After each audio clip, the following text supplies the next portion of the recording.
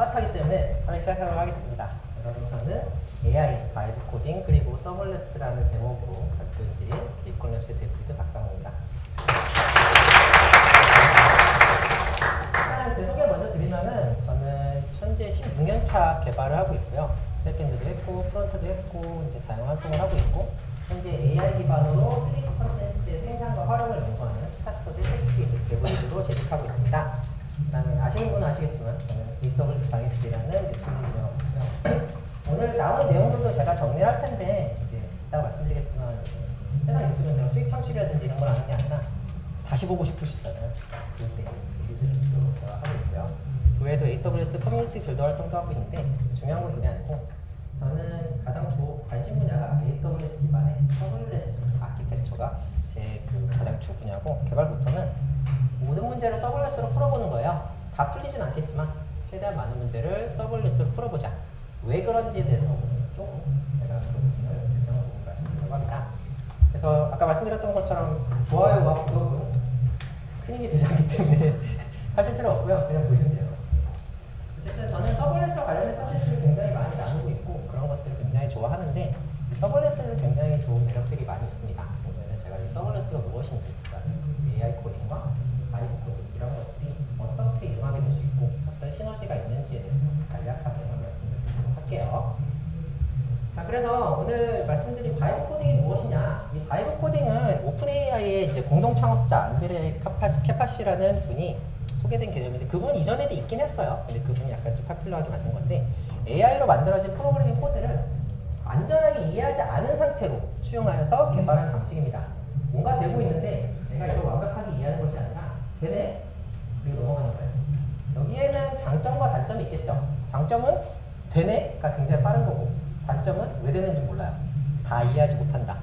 근데 이런 것들의 특성에 대해서 여러분께 다 알고 계시면은 이 바이브 코딩을 좀 더 잘 활용할 수가 있습니다. 여러분께서 뭔가를 활용하실 때는 당연히 그게 무슨 장점이 있고 단점이 있는지 이해하신 다음에 쓰시는 게 굉장히 중요하고, 장점만 보고 썼다가는 많이 당할 수가 있겠죠.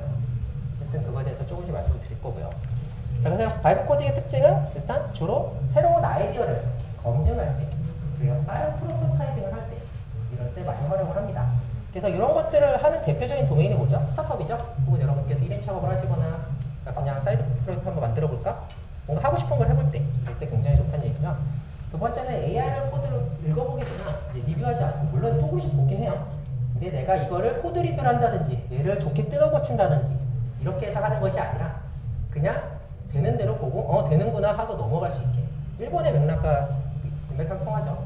네, 여러분이 원하는 거는 100만, 1000만 아키텍처가 아니라 내가 원하는 아이디어를 빠르게 검증해보고 싶을 때 적합하기 때문에 이렇게 흘러가게 됩니다.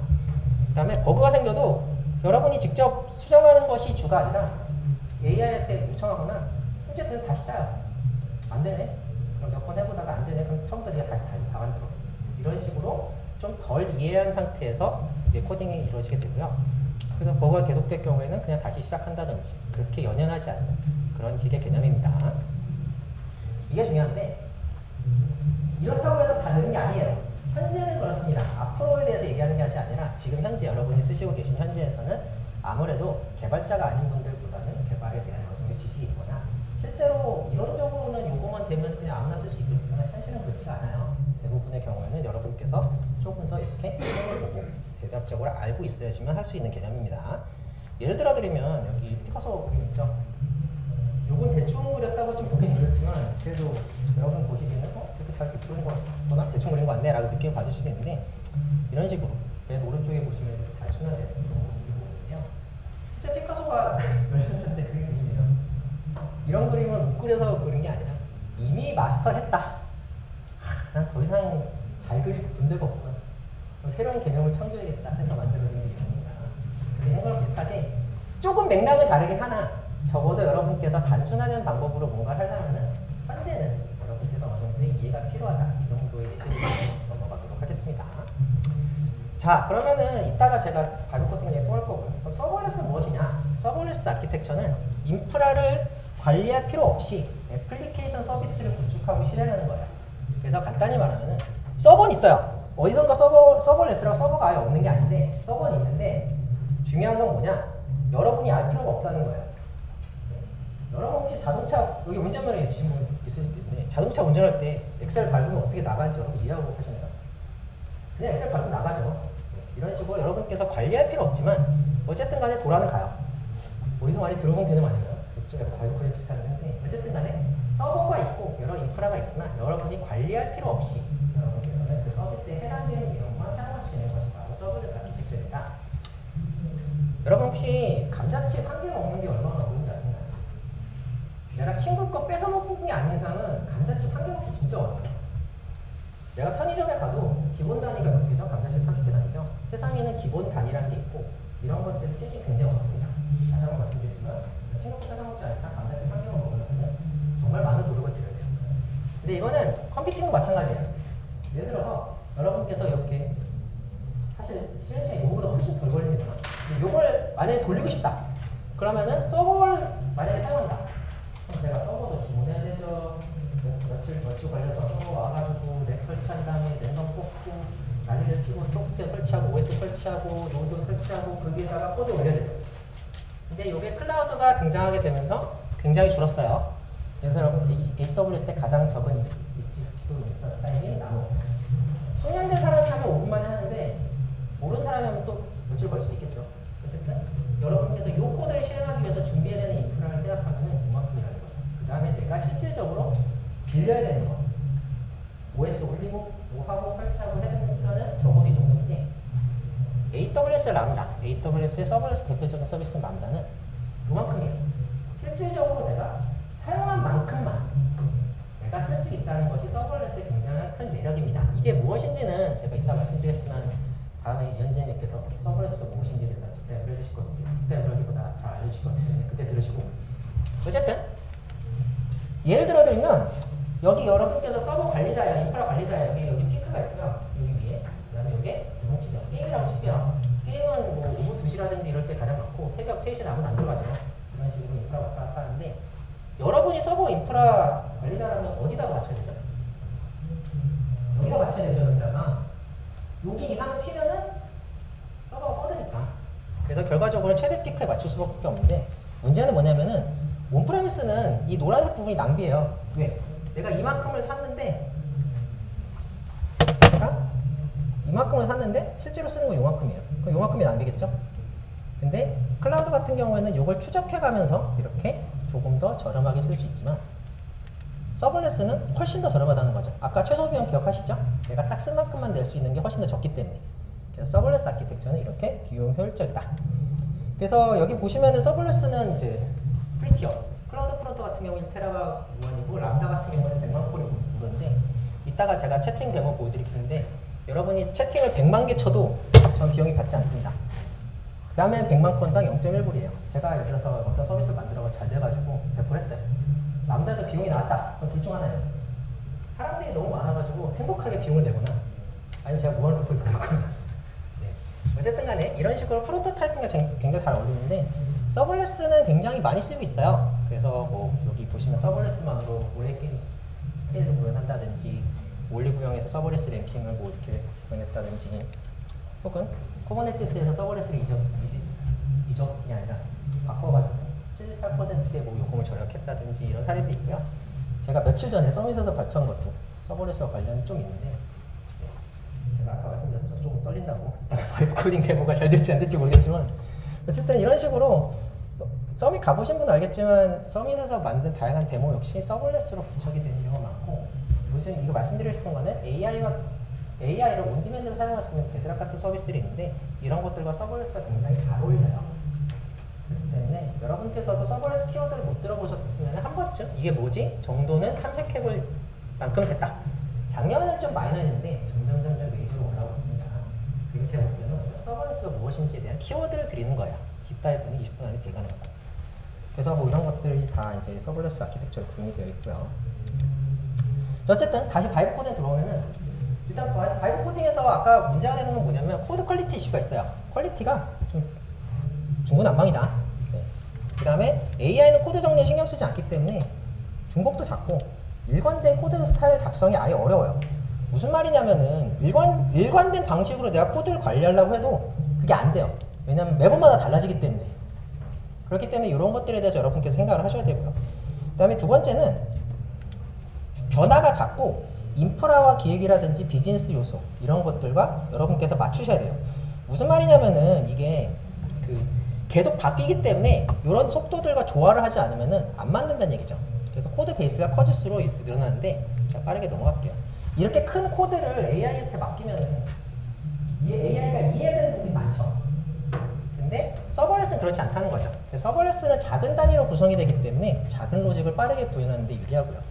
별도의 구현 없이 최대한 인프라 활용하기 때문에 잘 나와 있는 서비스만으로 사용할 수 있는 바이브 코딩과 어울리고 간단한 프로토타입에게 적합하다고 아까 말씀드렸었죠. 서버레스 역시. 그래서 바이브 코딩도 마찬가지입니다. 그래서 서로 굉장히 쿵짝이 잘 맞는데요. 이런 식으로 짧게 쪼개져 있는 것이 서버레스의 기본적인 아키텍처인데 얘만 잘 구현해줘. AI 입장에서는 이해되는 범위 훨씬 줄어들죠.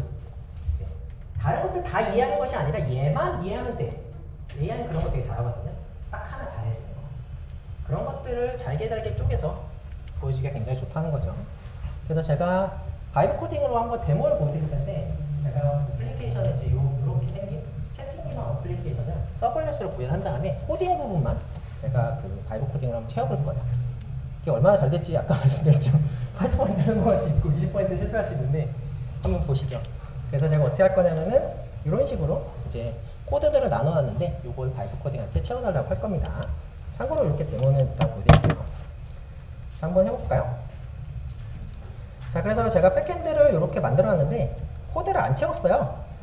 여기 부분이 끝입니다. 요거하고 리턴인데 제가 이렇게 컨텍스트를 이렇게 잡아서 야, 너 여기마다 인스트럭션이 들어가 있거든요. 요 코드는 뭐 하는 거고 요 코드는 뭐 하는 거야, 이 코드는 뭐 하는 거야, 이렇게 인스트럭션을 써놓고 그냥 블랭크 파일을 줬어요. 앞뒤 템플릿만 주고. 그럼 얘가 알아서 이렇게 채워줍니다. 지금 채워주고 있죠? 아, 나는 뭘 할게요. 나는 뭘 할 거고 이렇게 채워주고 있습니다. 솔직히 이거는 시간 팩터이기 때문에 잘 될지 안 될지 저도 매우 긴장되는 상황이에요. 그러면은 이런 식으로 컨텍스트에 따라서 이 바이브 코딩이 내가 하는 역할, 아까 전에 각각 역할에 따라서 이 채팅을 가져오는 함수니까 채팅을 가져오는 부분을 채워줘. 그 다음에 커넥션을 맺는 함수니까 커넥션을 맺는 함수를 채워줘. 그 다음에 여기 채팅을 넣는 함수니까 채팅을 넣는 로직을 여러 개 정의를 한 다음에 얘네들을 하나씩 채워달라면은 얘네들이 알아서 채워준다는 얘기예요. 그러면은 여러분께서 나중에 현업에 가실 때쯤 되면 1, 2년쯤 뒤거나 혹은 그때 되면은 언어가 중요한 게 아니라 로직이 더 중요해지겠죠? 내가 파이썬으로 채워줘, 그럼 파이썬으로 채워주실 것이고, 자바로 채워줘 하면 자바로 채워줄 것이고, 그런 것들이 여러분께서 앞으로 현업을 가셨을 때 기준으로의 벌어지는 세상일 것이다 라고 저는 생각을 하기 때문에 이렇게 보여드린 거고요. 그래서 솔직히 말씀드리기에 실패할 수도 있지만 잘 된다고 몇 번 했을 때 잘 된다면은 사실 생산성은 굉장히 올라가는 거거든요. 저는 이거 하면서 다른 거 볼 수 있죠. 지금 말씀드리는 것처럼. 자, 그러면은 거의 다 끝났고요. 잘 됐는지 안 됐는지 몰라요, 저는 이게. 자, 그러면 이걸 가지고 제가 닥스 문서를 하나 만들 거예요. 그럼 뭐냐면은 제가 그 프레임워크를 사용해 가지고 얘가 어떤 내용들의 API가 들어가 있는지 이런 것들을 API 문서로 뽑아준 거거든요. 자, 얘를 복사에다가 이제 프론트엔드에다가 닥스 문서에다 넣어줄게요. 자, 그럼 어떻게 보이느냐? 그냥 이제 배포하고요. 이전 거는. 자, 배포 중입니다. 배포한 동안 보여드릴게요. 이게 아니죠.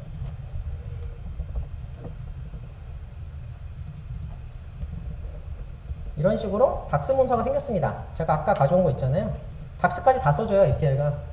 그러면 이제 API로 요 닥스를 참고해가지고 제가 프론트엔드한테 뭘 요청할 거냐면은, 야, 너 이 닥스 받았지? 지금 이 블랭크 페이지잖아요. 아무것도 없잖아요. 여기다가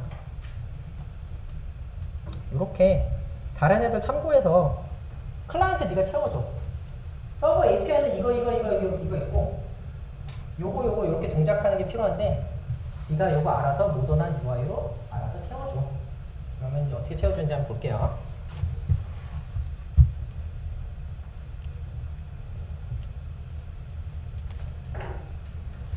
채워주고 있네요.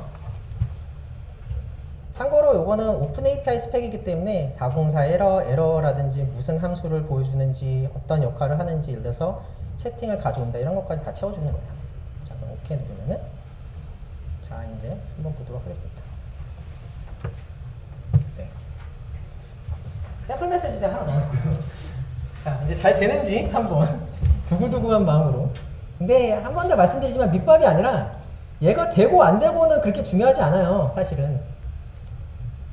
네, 잘 안 되네요. 자, 왜 안 되나 볼까요? 소켓 메시지는 받고 있는데 액션이라고 써 있네요. 자, 그러면은 여기서 자, 액션 얘겠죠? 얘가 아니구나. 그럼 얘를 한번 수정해 볼게요. 자, 수정하는 것도 얼마나 빠르게 수정할 수 있는지 한번 보시면 됩니다. 제가 여기다가 지금 저도 몰라요. 이거 그 라이브 디버깅 하는 거예요. 자, 메시지 데이터가 여기 있네요. 메시지 타입. 그 다음에 이렇게 하고 자, 그러면은 저는 로직을 수정해서 서버레스 환경에 배포하는 게 알아서 배포가 돼요. 왜냐면 저는 서버가 없으니까. 그냥 코딩만 하고 서버에다 배포해버리는 거예요. 그럼 저는 인프라가 뒤쪽에서 어떻게 매니징 되는지 알 필요가 없는 거죠. 그래서 이게 이제 수정이 됐을 때 잘 될 건지는 모르겠지만 한번 해보죠. 이제 인터넷 환경에 따라 좀 느린데 한 20초면 될 겁니다. 됐죠. 자.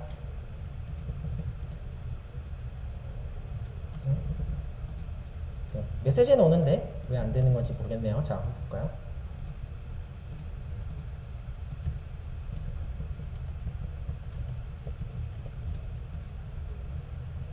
알고 있습니다. 여러분도 됐으면 좋겠다 생각하시죠?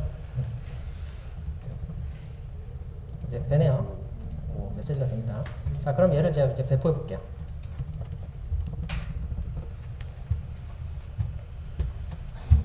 자, 그러면은 역시 서블레스에도 프론트도 이렇게 호스팅할 수 있거든요. 자, 그러면은 여기 한번 들어보세요, 여러분. 제가 퀴즈를 내서 맞추신 분한테 스타벅스 기프트카드를 드리겠습니다.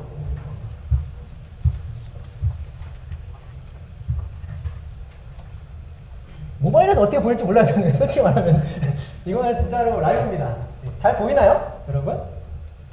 네, 한번 볼게요. 네.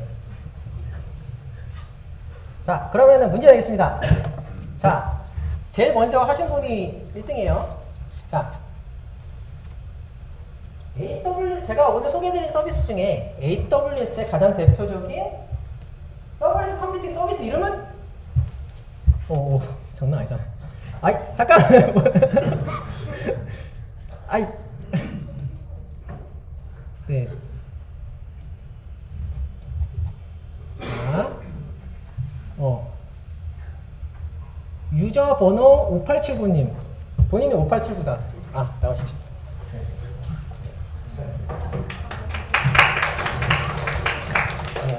시간 관계에서 1분 정도 남았는데, 어쨌든 제가 보여드리고 싶은 건 이거였어요. 자, 이게 가능하다. 그래서 제가 무에서 유를 창조하는 코딩을 했고요. 물론 인스트럭션을 미리 짜놨지만 중요한 거는 인스트럭션이 중요하고 인프라는 더 이상 고민을 덜 해도 되는 시대가 됐다.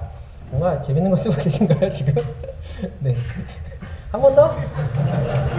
자, 그러면은 세션 끝내고 낼게요. 어때? 왜냐면 마지막 시간을 준수해야 되니까.